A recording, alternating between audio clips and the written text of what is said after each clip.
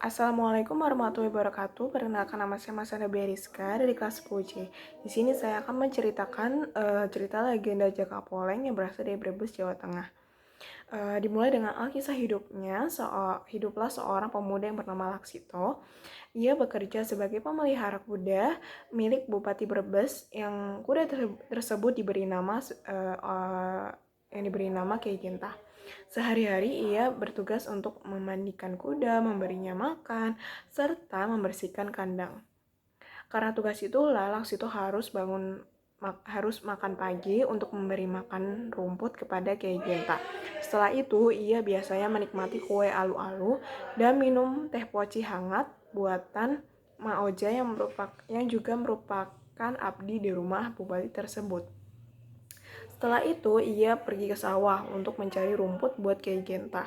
Pada siang harinya, Laksito pun beristirahat di bawah pohon rindang. Namun saat istirahat itulah, tiba-tiba ada seekor ular belang bermahkota emas lewat di hadapannya. Karena rasa penasarannya itu, Laksito mengikuti ular bermahkota emas itu pergi. Ular itu pun kemudian bersembunyi di semak-semak. Anehnya, bagian ekor ular tersebut pun tetap terlihat. Namun tak berselang lama, ular itu pun menghilang di balik semak-semak.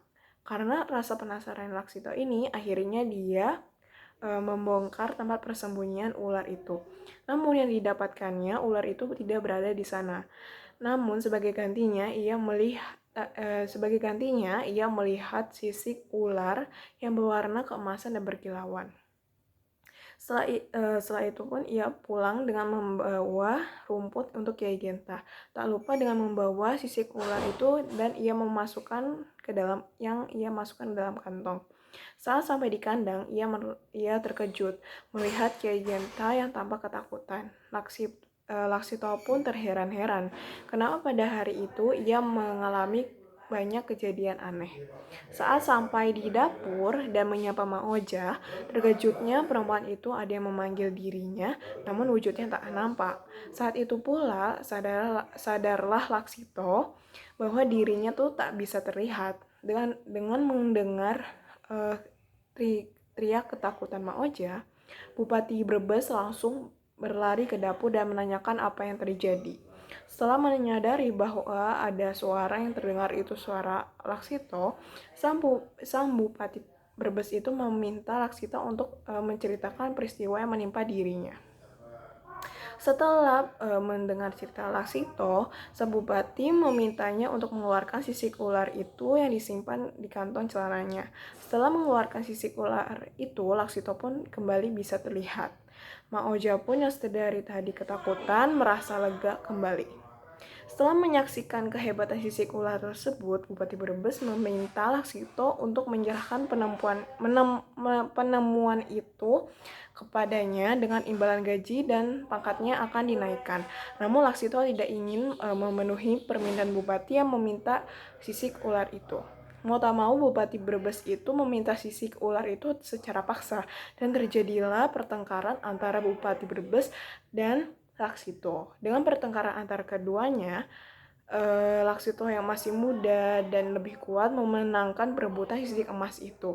Dengan spontan, Laksito pun menelan sisik ular tersebut sehingga Bupati Brebes itu tidak bisa memperolehnya lagi. Dengan yang terjadi, sisik ular tersebut itu justru tertelan dan perlahan-lahan tubuh Laksito itu pun menghilang. Setelah menyadari sisik ularnya itu sudah tertelan dan Laksito tak bisa terlihat selamanya, sang bupati menyadari kesalahannya. Atas nasib yang menimpa dirinya, Laksito berkata kepada bupati kalau ia tetap terus mengabdi kepadanya. Sang bupati pun mengizinkannya dan memberi tugas khusus untuk menjaga rakyat Brebes.